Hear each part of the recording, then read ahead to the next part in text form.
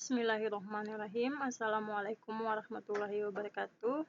Saya atas nama Agun Permatasari, NIM C1K 081002, Program Studi Budidaya Perairan, Jurusan Perikanan dan Ilmu Kelautan, Fakultas Pertanian, Universitas Mataram.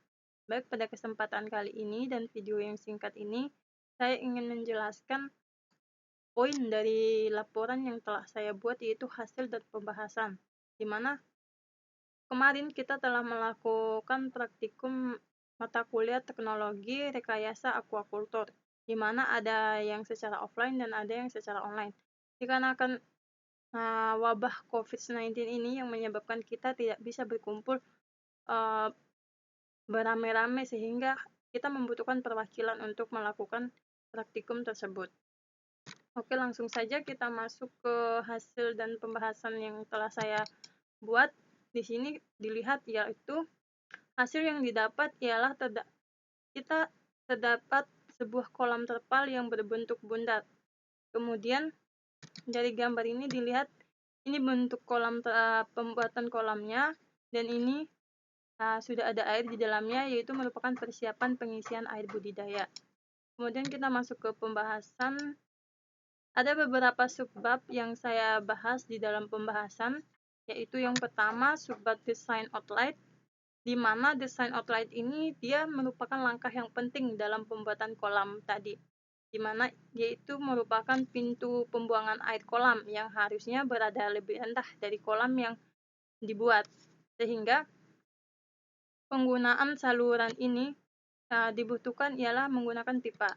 Ini juga berdasarkan sesuai dengan pendapat Febriani dan Witako. Ia menyatakan untuk dapat mengatur suatu ketinggian air dan memudahkan dalam pengeringan air kolam nantinya, maka pipa atau selang inilah yang berperan sebagai saluran pembuangan air. Selanjutnya kita masuk ke subbab berikutnya, persiapan dasar kolam. Tentu sudah diketahui persiapan dasar kolam ini seperti apa, di mana suatu dasar dari kolam terpal yang berbentuk bundar ini, ia harus rata supaya bagian bawah pada kolam tidak dapat merusak terpal. Tetapi sebelum melakukan suatu pemasangan kolam, sebaiknya untuk area dasarnya itu diperhatikan atau dicek secara teliti agar terhindar dari benda-benda tajam yang dapat merusak terpal tersebut, seperti tumbuhan liar, ranting-ranting, itu harus diperhatikan dengan jelas. Kemudian kegunaan dari pasir ini ialah untuk menutupi dasar kolam, dasar tanah yang akan kita buat tadi untuk kolam, agar tidak terhindar dari yang namanya penusukan dari benda-benda tajam. Misalnya pada saat pengecekan itu ada salah atau keliru, ketinggal.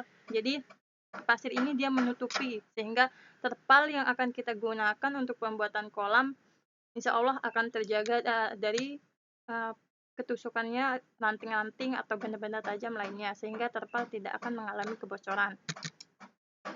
Kemudian faktor utama ini juga untuk menentukan pembuatan kolam terpal ini berhasil, ada pendapat dari Muhlis et al. 2017, ia tidak adanya kebocoran pada sambungan terpal dan kemampuan mempertahankan bentuk rangka. Suatu kolam terpal yang sangat baik untuk mendukung untuk mendukung budidaya itu berhasil, di mana dia harus mempunyai rangka yang kokoh, sehingga dia tidak akan mudah rubuh atau hancur oleh angin atau hujan atau apa. Kemudian kita lanjut ke bab selanjutnya, dinding kolam. Bab selanjutnya dinding kolam, di mana menurut Muhlis tadi 2017, pembuatan bak terpal yang menjadi penentu keberhasilannya itu tadinya yaitu kebocoran pada sambung, tidak adanya kebocoran pada sambungan terpal, serta rangka yang kokoh tadi. Nah, di mana rangka kolam dalam pembuatan pada saat praktikum kemarin, dia menggunakan wirimas yang mudah dibongkar pasang, sehingga konstruksi kolam atau dinding kolam itu sangat berpengaruh dalam keberhasilan budidaya.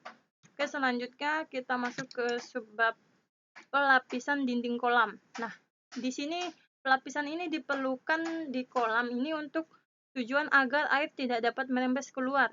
Pada kegiatan praktikum di dalam pelapisan kolamnya ini, dia menggunakan karpet kemudian dilapisi lagi dengan terpal. Tapi sebelum terpal ini dilapisi di kolam, sebaiknya dicek terlebih dahulu atau diperiksa terlebih dahulu.